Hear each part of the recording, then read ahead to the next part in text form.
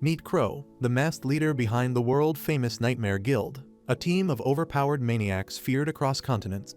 To the world, he's a legend. To his team, a god. But Crow hides a secret. He's the only one in his team without a divine power, which makes him feel like a total fraud. Until one day, when he and his team face annihilation, Crow unlocks a terrifying god ability that lets him create any weapon his mind can imagine. With this unstoppable power now in his hands, will Crow be able to save his team? Let's rewind to where it all began. This story starts with Crow relaxing on a chair and picking up the day's newspaper. The article talked about how amazing the guild was. But even though Crow was the leader of this fantastic group, he didn't feel proud at all. Every word in that article made him feel worse inside. Just then, a sweet girl dressed like a maid entered the room.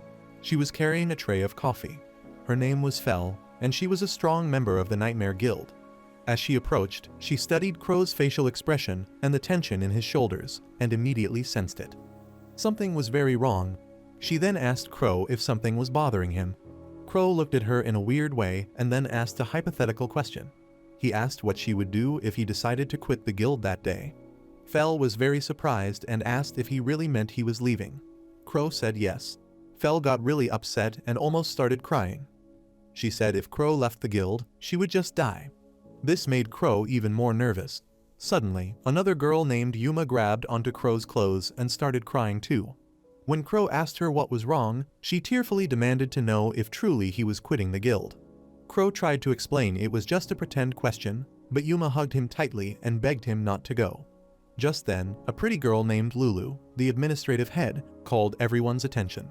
She said since every member of the guild was present, it was time they commenced the meeting for the day. She said the day meeting was about a dungeon quest. There were goblins in the dungeon who were stealing a considerable amount of valuable items, and they needed to stop them. Crow spoke up and said he would go and take care of the goblins himself. Lulu then asked if anyone wanted to go with Crow. Right away, everyone raised their hands. That surprised Crow. He didn't understand why they all wanted to go with him when he could handle it alone. Feeling overwhelmed, Crow quickly announced that the team should conduct a rigorous selection of the member who would accompany him to the dungeon, and then excused himself to his room for some peace and quiet. Suddenly, someone knocked on the room door, so Crow immediately put back on his Zorro mask. It turned out to be one of the guild members, Ameria, who happily mentioned that she had been chosen from the selection to accompany him on the quest. With that, Crow and Almeria left the room, making their way downstairs. Downstairs, they saw Lofia, another team member. Crow asked her if she was interested in accompanying him to the dungeon, and upon hearing this, Lofia was almost in tears from excitement before happily saying yes. While they were gone, Yuma still felt sad. She had a suspicion that Crow wasn't joking about leaving the guild and believed strongly that Crow had the intention of leaving. She announced the sad news of Crow's potential departure to the other girls of the guild, and the girls were shocked when they heard this. Later, when Lulu was alone, she got emotional. She thought about how strange Crow was. Even though everyone in the guild had shown how much they cared and loved him, he still didn't seem to notice. She remembered when she first met Crow. Back then, she was alone on the street after her entire noble family was murdered, leaving her with nothing. No one wanted to help her. Everyone despised her. But Crow did. He was the only one who offered her a helping hand. He reached out to her after she had lost all hope for the world. Remarkably, it wasn't just her. Crow had helped all 9 members of the guild. They had all been lost and abandoned by the world, but Crow became their only source of light and hope. Crow gave them a reason to smile again. That was why, no matter what, they would never let Crow quit the guild and would do everything in their power to stop him from leaving. A few hours later, Crow and the girls finally reached the dungeon. As soon as they stepped inside, some creepy goblins showed up to warmly greet them. Right away, Alma, who really wanted to impress Crow, rushed at the goblins with her sharp spear. She easily annihilated the goblins and felt proud of herself. But just when she thought her job was done, Crow pointed out 2 more goblins running away in the opposite direction. Before Alma could chase them, Lafia jumped in. She desperately didn't want Alma hogging all the praise. Lafia quickly ran after the goblins and came back just a few seconds later, proudly saying she had taken care of the monsters. Suddenly, they heard a girl's voice screaming from deep inside the dungeon. What the heck was that? Without waiting even a second, Crow rushed off toward the sound. As he ran, he found a girl sitting on the ground, crying and calling for help. When Crow got closer, he noticed the damsel in distress was in tears. Desperately, the girl begged to be helped and explained that she had been attacked by the goblins. Crow asked the girl to calm down a little with the tears, but nonetheless, the girl continued to explain that she and her companions had been attacked by goblins. Crow assured the girl that everything would be fine. He told the girl that he had come in response to the guild's request and would definitely take her back to town. The girl was excited to hear this. Impulsively, she immediately grabbed Crow's hand and thanked him again and again. But then, something shocking happened. Out of nowhere, Alma suddenly stepped in and stabbed the girl in the stomach. Crow's eyes went wide in surprise as he saw the blood. Alma was furious and yelled at the girl to keep her dirty, stinky hands off Crow. Then Alma looked down at the girl and told her something shocking. Alma said they were never going to help her and that it was silly for the girl to even think they would. The girl was so surprised, she couldn't even speak. Just then, Crow firmly told Alma to stop. Alma quickly listened and backed off. Crow cautioned her that it was wrong if they went around taking the lives of targets randomly.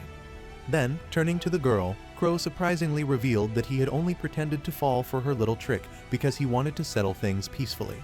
He then asked her if this crying act was how she tricked other adventurers too. Right after that, Crow pulled out a newsletter that showed her picture. It revealed that the girl wasn't really a victim at all. She was a goblin tamer pretending to be in distress. Upon realizing that her cover had been blown, the girl shouted angrily at Crow and called him a masked scumbag. She angrily demanded to know why he was deceiving her by playing along when he already knew the truth. Then, without warning, she dropped her disguise and showed her real self. Right away, she summoned an entire horde of goblins and laughed like a true villain. She told Crow and the girls to give up, because there was no way to escape. She threatened that she had hundreds of goblins in the dungeon, all ready to follow her orders. Crow and Alma stood calmly, looking around at all the goblins surrounding them. The goblin tamer kept going. She further threatened that her goblins would send Crow and his girls to dine with the devil in hell, take their treasures, and their corpses would become nothing but fertilizer for her goblins. Just then, Lafia rushed in, holding two glowing swords called Holy Excaliburs. She moved at an incredible speed and sliced through the goblins like a skilled assassin. The goblin tamer was shocked. She had never seen someone fight like that. Nevertheless, she tried to calm her goblins, who were starting to get scared. She told them Lafia was just one girl, and there was no reason to panic. But before she could finish her sentence, something crazy happened. Alma threw her spear, and it flew through several goblins before stabbing the goblin tamer right in the guts again. At this point, the goblin tamer was totally shocked. She couldn't believe that Crow's team had not only the Holy Excalibur, but also the mighty Gungnir spear. These two weapons were some of the strongest weapons ever, known from legends, and it was virtually impossible to imagine ordinary adventurers laying their hands on them. While she stood there in disbelief, Crow told her something that made her jaw drop. Crow revealed to her that he was responsible for crafting the weapons. Apparently, when Crow died and came to this magical world, the goddess gave him a special gift, the power to create any weapon he could imagine. This unusual ability allowed him to bring his imagination to life. So, because Crow loved video games and manga in his old world, he used those ideas to craft rare artifacts and equipment in this world. Hearing all of this left the goblin tamer speechless. Crow then told her it would be better for her just to give up and surrender. But before she could answer, Crow said the word "create," and instantly a black sword appeared in his hand like magic. The goblin tamer stared at it in total shock. Now there were three amazing weapons: Excalibur, Gungnir, and this new dark sword. But then she noticed something else. There was a strange, powerful energy coming from the black sword.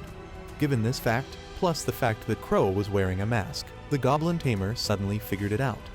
This realization caused a sneaky smile to spread across her face. She looked right at Crow and said she knew his weakness. The goblin tamer speculated that Crow's biggest weakness was that although he could make powerful weapons, he lacked the ability to use them. She said that's why Crow always let his team fight while he stayed back. To confirm her guess, the goblin tamer immediately ordered her massive horde of goblins to focus their attack on Crow only. But what happened next shocked her to the marrow. Crow didn't run or hide. He stood tall and used his black sword. In just seconds, he slashed through every single goblin that came at him. Their body parts flew everywhere. The goblin tamer watched, frozen in fear, as her goblin army was completely mutilated. Now scared for her life, the goblin tamer immediately ordered the rest of the goblins to retreat. But before she could escape, Alma and Lafia rushed toward her. They were super fast, and in a blink, they had cut off her arms. The goblin tamer dropped to the floor, screaming in pain. Alma and Lafia kept walking slowly toward her, holding their weapons. When they got close, they turned to Crow and asked coldly if they could finish her off. However, Crow asked them not to, warning them that it was wrong to take people's lives. The girls looked at each other and then asked if they could harm her without taking her life, to which Crow reluctantly agreed. Right away, Alma and Lafia began stabbing the goblin tamer all over her body. Blood sprayed out everywhere as they kept going. As the girls continued their assault, Lafia mentioned that she would never forgive the goblin tamer for trying to hurt Crow. She reminded the goblin tamer that Crow had saved her and her sister from their violent father. Alma also spoke. She said she couldn't forgive the goblin tamer either because she belittled Crow. After they were done, the two psychotic girls looked happy and calm again. They picked up all the treasure they had found in the dungeon. Since the quest was finished, they started heading toward the exit. Crow followed behind them, but he looked extremely bothered. Watching how strong the girls were made him feel like he was the only weakling in the guild. Moreover, he felt like he was the only one lowering the average of the guild and holding everyone back. As the girls walked ahead, they noticed Crow walking slowly behind them. So, with deadly smiles on their faces and blood still on their hands, they reached back toward him, wanting to hold hands as they walked together. But even then, Crow wasn't in the right frame of mind. In his heart, he knew he might have to make a tough choice soon. Maybe it was time to really leave the guild for real. Several weeks later, after the dungeon incident, Crow was called to the main adventurers guild in the big city. When he arrived, the guild master, Zois, a bald man with the face of a monkey, was very mad. He scolded Crow about the way he had handled the dungeon incident with the goblins. Crow was confused. He thought they had done a great job. But then, Zois led him into a room and showed him something that shocked him: the goblin tamer. She looked like she had been run over by a train. Zois explained that because of what Crow and his team did, the goblin tamer now had PTSD and was too scared to even talk, so they couldn't get any answers from her. Right away, Crow apologized and asked if that was why he had been called to the guild headquarters. But Zois said no and then explained that there was another very important matter he would need Crow to handle. Before they talked about that, Zois asked why Crow had brought Lulu and Fel with him. Before Crow could answer, Lulu quickly said she was the vice leader of the group, so she had a right to be there. Fel also said she was Crow's maid, so she should be allowed too. Then, standing in front of a big door, Zois said he had a special quest to give Crow in private. But Lulu and Fel didn't want to wait outside. They insisted on going in with Crow. Inside the room, there was a chubby man sitting with his legs crossed. He looked like he had been waiting for a long time and wasn't very happy. As soon as they came in, Zois apologized to the fat dude and introduced Crow as the leader of the Nightmare Guild. Then, Zois introduced the chubby man to Crow as Viscount Rai. Zois explained to Crow that Rai was the Viscount in charge of the region where the guild was and the neighboring territories. Viscount Rai took one good look at Crow, saw his small stature, and didn't think Crow looked strong enough for the job. But Zois told the Viscount not to worry and assured him that if it was about strength, Crow could do it for sure. Even though the Viscount still looked unsure, he decided to trust Zois and told them about the quest. The quest was to find a missing person, and as soon as they heard that, Lulu and Fel, who were sitting behind Crow, said no right away.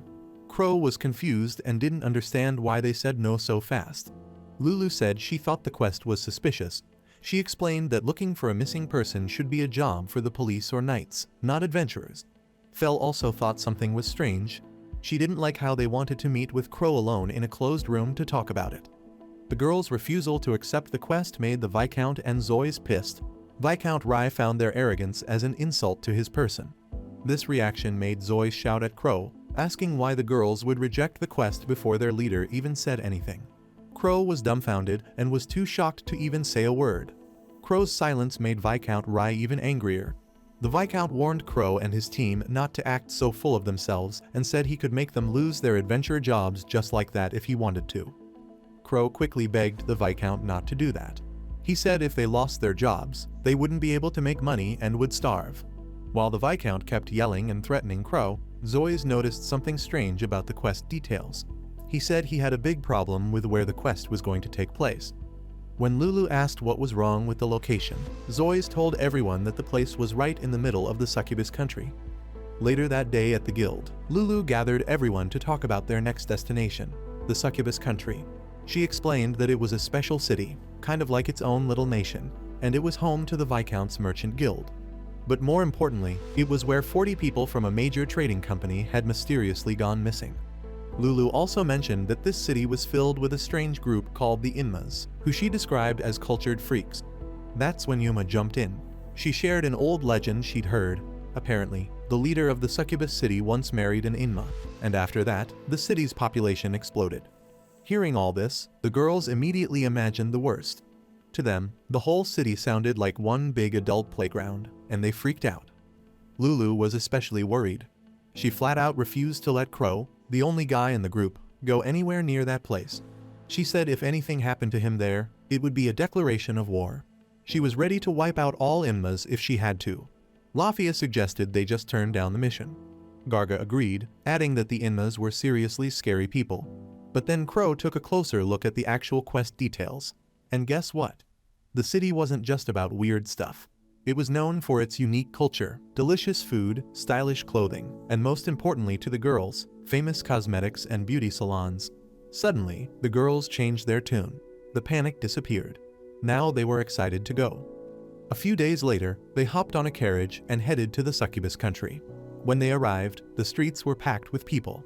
The city was lively and full of energy. Crow got straight to the point. They needed to investigate the missing workers, so he suggested splitting into teams by drawing lots. Lulu reminded them that their magic earrings would let them stay in touch, no matter where they were in the city.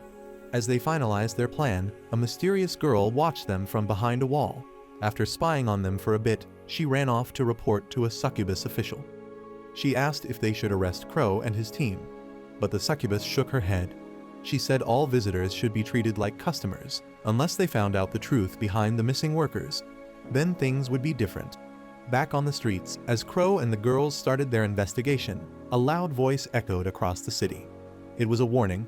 The Succubus country belonged to the Inmas, and anyone who caused trouble would face serious consequences. That warning came from none other than Yarima, the powerful queen of the Succubus city. A few days later, Lofia was happily digging into a delicious meal at a restaurant. She was completely lost in the amazing flavors. Meanwhile, Crow, her paired partner, gently reminded her that they were supposed to be investigating missing workers, not enjoying a food tour. But Lofia didn't seem to care. She was way too happy just eating with him. After finishing several plates, they finally left the restaurant. As they walked down the stairs outside, Crow admitted he hadn't found any useful information yet. He thought about heading back to the streets to keep searching. When he asked Lofia if she had uncovered anything useful, she admitted she hadn't obtained a single lead. While they talked, the mysterious little girl continued to shadow them, skillfully hiding behind buildings, keeping a close eye on them. Crow looked around and said the city seemed way too normal. Definitely not the kind of place where 40 workers should just vanish into thin air, an assessment Lofia readily agreed. Crow started wondering how the rest of their team was doing. And right at that moment, the cloaked spy walked directly past him, completely unnoticed. Meanwhile, Alicia wasn't doing much better. Instead of investigating, she was busy shopping at a jewelry store. After a long, dramatic haggle with the shopkeeper, she finally bought a magic stone pendant. She loved it. It wasn't top quality, but it looked beautiful. She hoped it would make her stand out more, especially the next time she saw Crow. Elsewhere, Fel had completely lost focus too. She was deep in a casino, totally hooked on card games. Her partner, Yuma, wasn't helping either. She kept going all in and somehow kept winning every hand. At the same time, Lulu was having the time of her life at a spa. She was getting a full-body massage from a succubus masseur. The massage felt so good, she was practically floating. The succubus proudly said no one could beautify a woman better than a succubus could. While working on her, the masseur asked if Lulu was meeting someone special later. Lulu smiled and said yes, but they still had some work to finish first. The masseur, clearly very curious, asked what kind of work it was. Without thinking, Lulu mentioned it had to do with the trading company. That's when the whole mood changed. The succubus quickly stopped the massage and then put an eye mask over Lulu's face, saying it would help her relax even more. Lulu felt a little uneasy, but the masseur told her not to worry and reassured her that she was a pro at taking care of women. What Lulu didn't know was that things were about to get very bad. Somehow, the succubus had multiplied into 3, And now, all of them were armed and ready to turn Lulu's relaxing massage into something much more dangerous. Just then, the scene cut back to the middle of the street. Lafia had somehow found the mysterious cloaked girl and pinned her to the ground. Crow quickly told her to go easy, but Lafia was furious. She demanded to know what the girl wanted with Crow. Before the sweaty, frightened girl could even answer, Crow stepped in. He reminded Lafia they were standing in a public street. Not a good idea to wave around a katana in a foreign country, he warned. He also said he wanted to hear what the girl had to say. But Lafia wasn't listening. She kept calling the girl a man-snatching succubus. Crow had to raise his voice just to get her to back off. Once things calmed down, Crow walked up to the girl. He said he had a lot of questions, but first, why had she slipped him a note when they passed each other earlier? Lafia's eyes widened. She had no idea that it even happened. Instantly, she assumed it must be a love letter and got even angrier. But before the little succubus could explain, something strange happened. The chain around her neck tightened suddenly, choking her. She collapsed in pain, gasping for air. Crow rushed to her side, panicking. He asked if she was okay, then turned to Lafia, demanding to know if she had done something. Lafia frantically denied any involvement, equally confused by what was happening. The girl, with blood and tears leaking from her face like a broken faucet, insisted she was fine, just really, really hungry. Then, she leaned close to Crow, touched his lips with her finger, and whispered that she found him really appetizing. Lafia saw that and completely lost it. She charged at the succubus with her spear. The little succubus froze, thinking her life was over. But Lafia wasn't aiming at her. She was aiming at the real threat, a hidden assassin standing right behind the succubus, sent to eliminate the little succubus before she could reveal any secrets. With one strike, Lafia took out the assassin. She then warned Crow that she could sense even more danger nearby. Suddenly, Crow spotted them too. They were surrounded by assassins. Before Lafia could jump into action, Crow reminded Lafia about the ultimate rule: she was forbidden from taking anyone's life. Lafia couldn't believe he would bring that up at a time like this, but she agreed anyway. She rushed forward, moving like lightning. With the back of her sword, she knocked out one assassin after another, fighting with the skill of a true samurai. After the fight, she turned to Crow and said proudly that she hadn't taken anyone's life. But Crow barely responded. He was deep in thought, wondering who sent these assassins. He looked at the succubus girl and asked if she had anything to do with it, but the girl quickly shook her head. Then Crow noticed something scary. The more assassins Lafia knocked out, the more assassins kept showing up. It was an endless cycle. Thinking fast, Crow scooped up the little succubus in his arms like a Disney princess. He told Lafia they had to retreat and figure out what was going on. Lafia, burning with jealousy at the way Crow carried the girl, still followed him. As they fled, the assassins chased after them. To buy them some time, Crow summoned a black blade. From it, he created a wall of black flames that stopped the assassins in their tracks. With the path blocked, Crow and the girls managed to escape. While parkering over rooftops, Crow told Lafia not to contact anyone until they knew who was behind the attack. Once they were safe, Lafia couldn't stop staring at the collar around the succubus girl's neck. Crow noticed and explained. It was called the Collar of Guilt, a cursed item that would take the life of the wearer if they disobeyed their master. He also revealed something else. The girl wasn't starving earlier. She had been in pain because she touched him and tried to give him the letter. Curious, Lafia asked what the letter said. Crow unfolded it and read aloud. The message was simple but heartbreaking. The succubus girl was begging Crow to save her. Not long after, at the edge of the forest, Crow let the succubus girl drink his blood. Blood dripped from his hand, and she clung to the wound, drinking like a starving vampire. Once she had had enough, her body started to regain strength. The tight collar around her neck finally loosened. She thanked Crow, truly grateful he helped her. Then she confirmed what Crow had guessed. The collar was actually a criminal restraint. The girl tried to explain more, but Crow quickly stopped her. Crow worried the collar might make her suffer again if she talked too much. Instead, he said he only needed to know one thing: what was happening in the succubus country. The girl hesitated but eventually spoke. She revealed that her homeland had been suffering a terrible famine for years. Only the rich, living in the city center, had enough food. Everywhere else, people were starving. Taxes kept rising, and life outside the center was pure misery. Some succubi, driven by hunger, had even started attacking humans for food. Hearing all this, Lafia grew even more suspicious. It felt like the trading company they were investigating had something to do with all this suffering. Maybe that's why they sent assassins after them. Crow agreed. He added that the female assassins they had fought earlier were probably sent to silence the succubus girl before she could reveal the truth. Then Lafia realized something else. Maybe the trading company also knew what happened to the missing workers, and they were covering it up. Crow agreed again, but warned it wouldn't stay hidden forever. Once people found out that succubi were attacking humans out of desperation, the cover-up would be blown. Hearing that, the succubus girl broke down in tears. She grabbed Crow's hand and begged him to save her people. Crow knelt beside her. He promised to help, but warned her he wasn't a hero. He would do what he could, but he couldn't promise a miracle. All he could offer was to try to solve things as peacefully as possible. Meanwhile, back on the street, tension was high. The leader of the assassins was furious that the succubus girl had snitched on them and spilled everything to the humans. Her second-in-command tried to calm her down, saying they still controlled the town. She swore to send every succubus under their command to hunt down Crow, his friends, and the traitor. But suddenly, chaos hit the camp.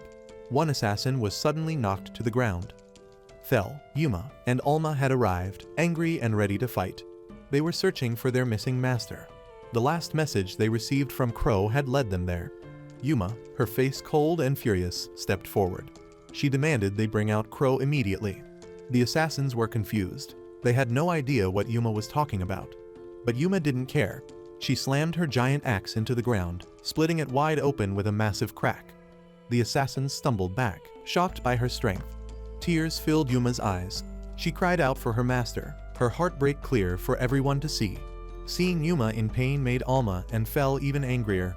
Alma, voice shaking with rage, swore the assassins would pay for making Yuma cry. Even Fel, who usually hated fighting, looked cold. She said that by hurting their master, the succubus had declared war. And now, they would face the full force of their fury. Alma, the powerful mage, didn't waste a second. She stepped forward, pulled out a strange-looking wand, and blasted the group of succubi with a huge wave of fire. The air filled with screams as the flames swallowed them one by one. This wasn't just any wand. It was a special weapon, made by Crow and gifted to Alma. It combined healing magic and fire magic into one deadly tool. One by one, the succubi turned to ash, until only their leader was left. The leader was still alive, but barely. She twisted and screamed, begging for death. Alma calmly walked up to her, completely unfazed, and said she wouldn't let her die, not until she told them Crow's whereabouts. Through her pain, the succubus insisted she didn't know. The succubus stammered, insisting that Crow had fled and she had no knowledge of where he had gone. Fel, standing nearby, wasn't buying it. With a cold stare, she demanded to know why she couldn't reach Crow herself. The succubus tried to answer, but fear had her frozen. Fel didn't hesitate. She pulled out a small knife, pressed it right against the succubus's eyeball, and in a low, threatening voice, asked if Crow was avoiding them on purpose. Paralyzed by fear, the succubus could only tremble, unable to speak. Seeing that, Alma started to think the succubus might actually be telling the truth. Maybe she really didn't know where Crow and Lafia had gone. Changing tactics, Fel asked about the trading company and the missing workers instead. When the succubus hesitated, Fel showed no mercy. She slammed the succubus's head into the dirt, twisted her arm back, and ordered her to talk. The succubus screamed, but even then, she kept her mouth shut. She refused to say anything about the trading company. Fel just shrugged and said, "Fair enough." There were other ways to get the truth. She calmly added that the succubus's tensed muscles and irregular heartbeat betrayed her attempts to hide the truth. Just then, Alma flipped through a book she found. In it, she discovered something important. The succubi had several secret locations around the city where they could hide large groups of people. The places included a ruined succubus temple, an abandoned hospital at the city's edge, the warehouse district, a hotel owned by succubi with a big event hall, and even an underground facility. With this new intelligence in hand, Fel wasted no time. She immediately relayed the details through the magical earrings to Lulu, who, by some impressive feat, had already taken command of the situation at the spa. Deep in the forest, Lafia was having a hard time with Crow's decision. He wanted to save the remaining succubi, but she wasn't on board. When Crow asked why she was so against it, Lafia didn't hold back. She reminded him that just a few hours ago, succubi had attacked them. She said they couldn't trust the succubus girl. For all they knew, she could be lying about everything. Crow listened quietly. He understood why Lafia was worried, but he stayed calm and told her that, with her help, they could still make it work. Hearing that, Lafia's anger faded. Her cheeks turned a little red. She was touched that Crow trusted her so much to continue their partnership. With the tension now eased, Crow turned to Huey. He explained the next step. Huey needed to convince the succubus queen, Yarima, to let the 40 kidnapped workers go. Huey agreed but hesitated. There was a critical problem. If she went against her queen, the magic collar around her neck would activate, and there could be lethal consequences. But Crow told her not to worry. He promised he would find a way to deal with the collar. Meanwhile, deep underground in the labyrinth beneath the succubus country, a loud explosion shook the tunnels. It was Lulu and the others. They were desperately trying to find Crow.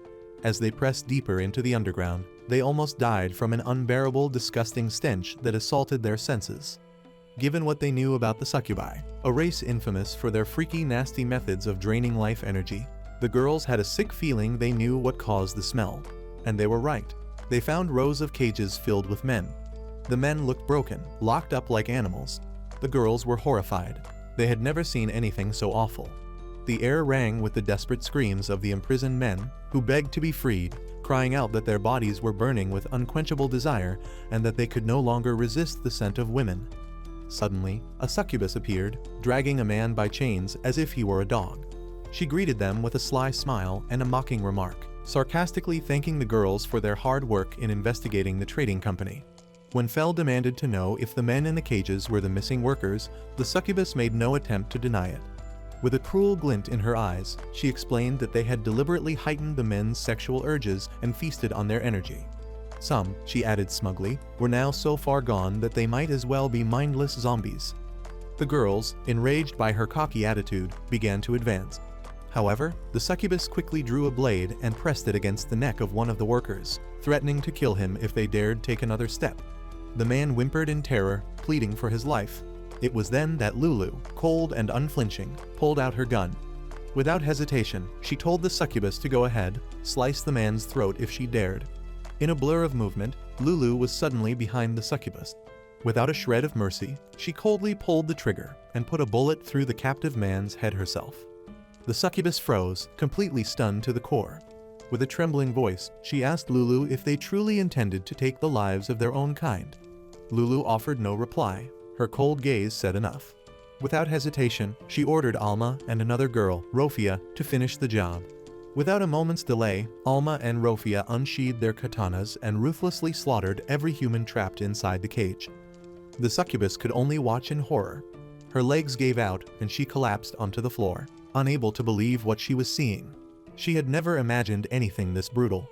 Terror took over her body as she stared at the two ruthless girls. Barely able to breathe, the succubus questioned them, asking whether they were even human or some kind of monsters in disguise. Lulu's voice was ice as she answered, they were human.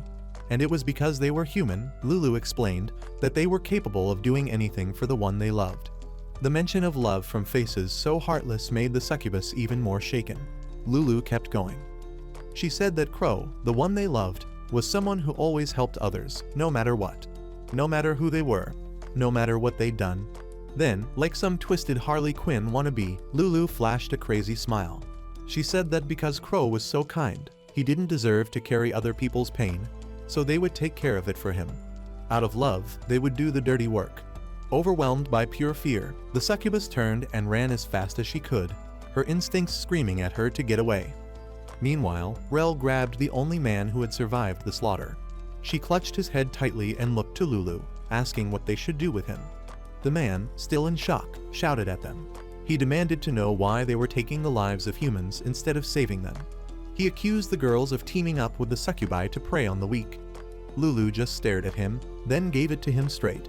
She said it wasn't about helping succubi. To her, the real monsters were humans. Rotten, disgusting humans. Without any emotion, Lulu pulled out her gun, shoved it into the man's mouth, and told him it was her turn to ask the questions now. Her demand was simple but chilling. She wanted to know exactly what the trading company was plotting in the town. While this was happening, the escaped succubus sprinted through the dark hallways, screaming for the queen. She burst into the throne room, collapsed to her knees, and started begging for forgiveness. Between gasps for air, she warned the queen that the enemies were maniacs, completely unhinged, and begged the queen to prepare a counterattack fast. The queen, perfectly composed, addressed her by name, Nithya. In a calm, almost lazy tone, she asked whether Nithya had run straight to the throne room after encountering the enemy. The question hit Nithya like a slap. She broke into a cold sweat and stammered out a yes, but tried to reassure the queen, claiming she had lost the enemies by navigating the underground maze. The queen let out a sharp, irritated hiss, her patience gone. She informed Nithya that she had just foolishly fallen straight into the enemy's trap. Before Nithya could even react, a loud bang echoed from the throne room doors. Nithya spun around, and there was Alma, peeking in with a crazed smile. With a twisted smile, Alma announced in a sing-song voice, "Found you." Paralyzed with fear, Nithya's body gave out completely. Right there on the floor, she wet herself. Meanwhile, Crow, Lofia, and Huey finally made their way into the underground labyrinth, still searching for the succubus queen. As they moved deeper into the dungeon, loud screams and heavy rumbling suddenly echoed through the halls. They froze on the spot, alarmed. Lofia, staying sharp, pointed out that it didn't sound like a normal fight. It sounded more like a massacre. Crow, starting to panic, spotted a massive gate up ahead. He urged the others to move faster. They rushed toward it, threw the gates open, and were hit by a horrifying sight. The floor was covered in blood. Dozens of succubi lay dead everywhere, clearly slaughtered, and right at the center of it all stood Alma, her hands tightly gripping the throat of another succubus who was still struggling to breathe. Crow, horrified, yelled at her to stop. The moment Alma heard his voice, she dropped the succubus and ran straight to him.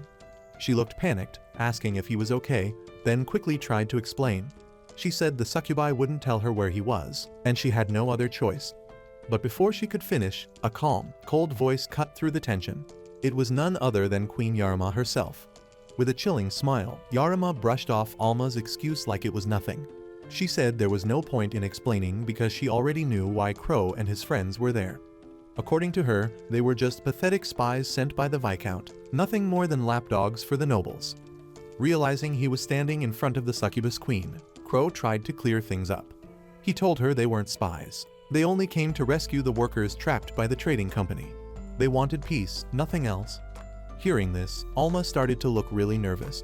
After all the bloodshed, she could see this wasn't going to end well. Yarima just smiled slyly. She agreed there had been a misunderstanding, but not the one Crow thought. She explained that succubi were creatures driven by a constant hunger for human essence. When that hunger hit, they hunted humans and felt pleasure beyond anything a mortal could imagine. For cultured men, she said, being captured by a succubus was the ultimate thrill. Then, flashing a teasing look at Crow, Yarima asked if he wanted to experience that pleasure for himself. At her signal, two young succubi began crawling toward him, looking ready to ride him. But before they could get close, Lulu and Lofia stepped in, and they didn't hold back. They slammed the succubi into the stone walls with brutal force. Yarima watched, furious, as the two women stood protectively in front of Crow, glaring at her. They called Yarima a nasty little pest and demanded to know what she was trying to pull. Finally, Crow had had enough. He stepped forward and demanded that Queen Yarima surrender, warning her that if she kept playing games, it would only make her look even more guilty. Huey stepped forward, her voice shaking with desperation, begging Queen Yarima to stop. She said they couldn't keep hiding the truth forever. But the queen's face twisted with anger. She yelled, demanding to know why Huey had turned into a snitch, leaking their secrets to the humans. Huey didn't answer that. Instead, she said if they confessed and let the hostages go, maybe the humans would show them some mercy. But that only made Yarima even angrier. Coldly, the queen told Huey that mercy wasn't going to fix anything. Their people were starving. Sincerity wouldn't save them. It would just make them slaves to the humans. After that, Queen Yarima accused Huey of being willing to let their people suffer and be humiliated by humans, creatures who, she said, only knew how to exploit and destroy. Then she called Huey a fool. Foolish enough to trust the same humans who were setting her up. Huey stood frozen, stunned by the accusation. Deceived, she tried to say something, but before she could even form the words, the cursed collar around her neck suddenly tightened. She gasped, choking, blood spilling from her mouth as the curse pushed her body past its limit. Queen Yarima just watched, cold and unbothered. With a cruel little smile, she reminded Huey that her time was running out. Terrified, Huey turned to Crow. With the little strength she had left, she begged him to keep his promise, to save her from the curse. But Crow only looked at her, acting all innocent. and calmly lied that he never promised her anything. Huey's heart broke right there. She couldn't believe what she was hearing. She tried to speak again, but the collar was squeezing tighter, cutting off her air. Desperate, she clutched at it, trying to remind Crow of his word. But he just stood there, silent, cold. Then Queen Yarama's voice cut through the room again. She called Huey a fool one last time and revealed the ugly truth. Crow had planned everything. From the start, he intended to throw Huey under the bus. Once she was dead, he'd blame her for everything, clear the town's name, and form a shiny new alliance with the queen. Crow finally spoke up, smiling thinly. He admitted it. Everything the queen said was true. Sacrificing Huey would save the town, erase any suspicions from the humans, and let him and his crew walk away clean, back to their guild. As Huey looked around, she realized no one was going to help her. They all just stared with cold, empty eyes. She started to beg. She didn't want to die. But the collar didn't care. It tightened one last time with a brutal snap. Her neck broke. Her head popped off from her body like a champagne cork and hit the ground with a heavy thud. At that tense moment, Queen Yarama made one thing clear: she and her people would never agree to Crow's terms. Before anyone could blink, the succubi army closed in, surrounding Crow and his crew. Fury burned in Yarama's eyes. Crow had tricked and humiliated Huey, and the queen wasn't about to let that slide. As the confrontation escalated, Crow walked over to Huey's lifeless, headless body, calm as ever. This only made Yarama even angrier. She yelled at him to back off, swearing she wouldn't let him defile Huey any further. Yet Crow stood silent, offering no defense against her accusations. Frustrated, Yarama shouted that Crow could never conquer the town with dirty tricks. If anything, he was only making them more determined to fight back. Finally, Crow spoke. His voice was cool, almost unsettling compared to the queen's fury. He said he never wanted to take the town. That had never been the plan. As he spoke, he slipped a golden ring onto his finger, promising the queen that her anger wouldn't last much longer. Then, slowly and deliberately, Crow touched Huey's neck. Suddenly, a strange magic kicked in, a resurrection ritual. A blinding light exploded around them. Right before everyone's eyes, Huey's head reattached to her body. Even Alma and Lofia, who knew this would happen, couldn't help but stare in awe. Queen Yarama was beyond stunned. She had never seen anything like it. Huey's body twitched. Then, she opened her eyes, dazed and confused, whispering that she thought she was dead. Crow knelt beside her, gently apologizing for all the pain she'd gone through. He explained that the only way to break the curse was to let it fully activate, something he hated but had no choice but to do. He reminded Huey of his promise to save her, and now he had. Overwhelmed with emotion, Huey didn't say a word. She just threw her arms around Crow, crying into his shoulder. Meanwhile, Queen Yarama just stood there, frozen in disbelief. Her eyes locked onto the golden ring on Crow's hand. It wasn't some ordinary trinket. It was a powerful artifact that could bring people back from the dead. Then her gaze shifted to Alma and Lofia's weapons, Gurnir and Excalibur legendary weapons. Divine caliber stuff. There was no way regular adventurers should have these. Cautiously, Yarama lowered her sword. Her voice was steadier now, but you could still hear the suspicion in it. She demanded to know who Crow and his crew truly were. Lofia stepped up proudly. She introduced Crow as the strongest man in the world, with herself and Alma as his loyal followers. Crow quickly added that there had been a huge misunderstanding. He assured Queen Yarama that from the very beginning, he had never intended to harm them or seize control of their town. He revealed that all he wanted was to keep a promise to help Huey save her people. Hearing this, guilt hit Yarama hard. She dropped to her knees, remorse written all over her face. Crow pleaded with her to grant him the chance to assist in saving the town. But the queen, voice thick with sorrow, explained that salvation was impossible as long as her people continued to starve. That changed everything. Crow realized the real problem wasn't just the fighting, it was something deeper. Right then, Lulu and Raffia rushed in with news. Using her magic earring, Lulu called Garga at the Viscount's office to update him. They had found solid proof of something ugly. The trading company and all its buddies were guilty of massive fraud and extortion. Meanwhile, Garga filled Lulu in. The situation at the Viscount's office was already under control. Horace, known for his brutal interrogation style, was talking to the Viscount. At first, the Viscount played dumb, but after a few rounds with Horace and a face that now looked like spoiled yeast, he cracked. The Viscount confessed that he had been the mastermind behind the scam, hiding behind the trading company. But it got worse. Turns out, the trading company was a full-blown criminal guild. Bribery, tax evasion, outrageous protection fees, you name it. Succubi who couldn't pay were forced into debt, and then into slavery. All of it backed by the Viscount's power. When the whole ugly truth came out, Crow and his team finally understood. The Devon Trading Company wasn't just shady, it was pure evil. Hearing all this, Queen Yarma was left reeling. Her anger, her mistrust, all of it shifted as she struggled to absorb the shocking truth. About an hour earlier, before everything went down, Lulu stood in an underground passage, a gun firmly pointed at the sole survivor of the recent massacre. As she maintained her aim, she communicated with the rest of her team, gathering their findings. Alicia, who had focused her investigation at a jewelry store, reported an unusual development. In the Succubus Kingdom, the price of a rare mineral had recently skyrocketed. However, something felt off. Despite the inflation, many of the price tags hadn't been updated in time, and curiously, some remained unchanged altogether, a suspicious inconsistency that caught her attention.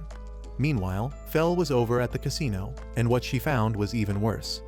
Illegal gambling was everywhere, and customers were getting ripped off left and right. Turns out, the Devon Trading Company had taken over the whole place. They were forcing the succubi to work for almost nothing. Fel also heard that, not long ago, a bunch of shady guys were running things behind the scenes, definitely linked to the trading company. Piecing together the information from Alicia and Fel, Lulu quickly deduced the trading company's broader scheme to crush all independent businesses, expand their control over the brothels, and dominate the town's economy. Commending the girls for a job well done, Lulu acknowledged the grim reality that the Devon Trading Company was guilty of fraud, blackmail, interference in public performances, and monopolization. They were even forcing people into selling themselves, acting with complete impunity under the protection of the corrupt Viscount who had been draining the succubi of their resources. Even as Lulu kept her gun steadily aimed, the captive man insisted he had no connection to the company's shady dealings. He claimed he was nothing more than a part-time worker in the underground. Yet, as he spoke, a smug pride overtook him. With a sneer, he boasted that the girls couldn't touch him. After all, he had the backing of the region's lord among the nobility. Brazenly, he even suggested they help him escape, promising that he would ensure the Viscount remained an ally to their cause. However, when Lulu's cold gaze and unwavering grip on her weapon made it clear she wasn't interested in bargaining, the man's bravado quickly crumbled. Panic-stricken, he began to plead, insisting once again that he was merely a minor player, not a villain. Under pressure, he finally broke down. With tears streaming down his face, he confessed that the Viscount had promised him immunity, arguing that the succubi weren't even considered human. But now, abandoned and desperate, he realized he had been nothing more than a pawn. He rambled that people naturally believed the succubi could be used and discarded as they pleased because of their alluring nature. The man went on to reveal the deeper truth. The town had originally belonged to the succubi, who had only ever wished to live peacefully alongside humans. Yet despite his confession, there was no trace of genuine remorse in him.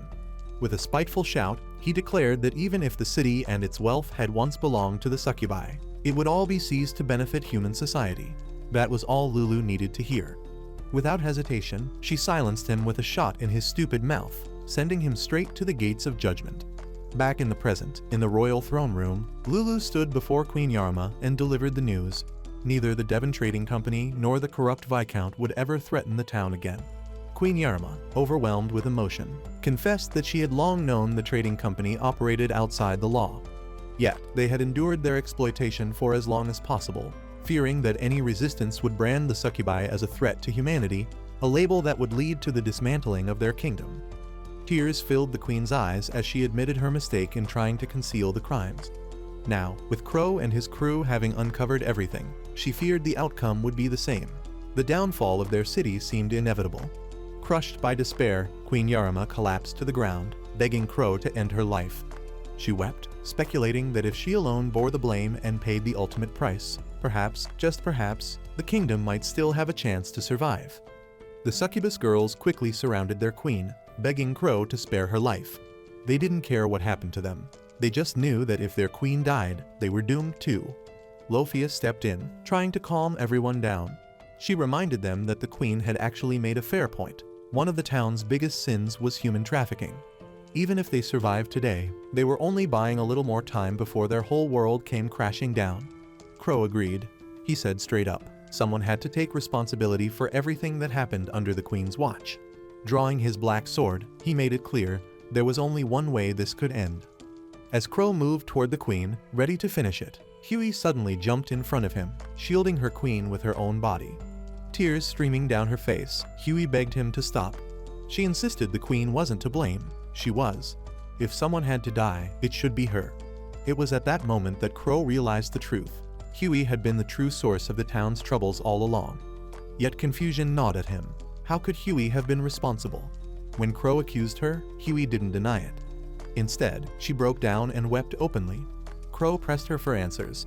Did she know about the crimes? Huey, through her sobs, admitted she did. Crow's gaze dropped to the collar fastened around her neck, a symbol he recognized, the mark of sin worn by criminals. When he questioned her about it, Huey confessed she had purchased the collar from the trading company to deal with her growing debts. Choking back tears, Huey explained that everything had started when her hunger overcame her. Struggling in her interactions with men, she had accidentally drained her employer's life force, resulting in his death. From that point on, the town, including the Queen herself, had turned a blind eye to her actions to protect her. Huey concluded her confession with a bitter whisper, calling her greatest mistake the moment she gave in to her impulses. Before anyone could react, one of the succubus girls spoke up. She said it wasn't just Huey's fault. Huey might have been the first, but sooner or later, any of them could have done the same. After all, they were succubi. Feeding on men's life force was literally how they survived. Crow listened carefully, but his face grew cold. He warned Huey that the Ring of Resurrection, the thing that had once saved her life, needed time to recharge. He couldn't use it to save her again. But Huey just smiled sadly. She was ready to die. Everyone then braced themselves for Crow to finish it. The air was thick with tension. Then, Crow did something no one expected. Without a word, he raised his black blade and sliced open his own wrist. Blood gushed from the wound like a crimson fountain, shocking everyone into stunned silence. Lulu and the girls cried out, demanding to know what Crow was doing. Calmly, Crow apologized for what he was about to do and warned them not to interfere. He then turned to the Queen, urging her to drink his blood, knowing she hadn't fed in some time. Moving his bleeding hand toward her mouth, Crow revealed that he understood the Queen's suffering, the strength it took to restrain herself when her very survival demanded otherwise. As the Queen desperately drank Crow's blood, Crow mentioned that he understood that when a person was starving, they get frustrated and their thoughts turn negative. He understood this because in his previous world, his lunch and wallet were always stolen from him, always leaving him hungry. After a few minutes of intense sucking of his blood, Crow's body weakened rapidly, and moments later, he collapsed to the ground. Lulu and the girls were shocked. They immediately rushed to meet Crow to check if he was okay. Meanwhile, even unconscious, Crow couldn't believe how pathetic he felt, collapsing after getting his blood sucked dry. Just like back then, he felt like that pathetic weakling, like he had always been since back in his previous world in school, where he was always bullied by his fellow classmates. He got beaten, doused with dirty water, and got recorded by everyone for IG and WhatsApp status. He got bullied to the point that his face looked miserable. He couldn't do a thing to defend himself. And when he couldn't take it anymore, he walked straight into traffic, right into the path of an oncoming truck. Will Crow awake from his unconscious state? Comment "Masked Leader" if you're eager to find out in our part 2. Give this video a thumbs up if you enjoyed it, and don't forget to subscribe to the channel for more content like this. As always, thanks for watching.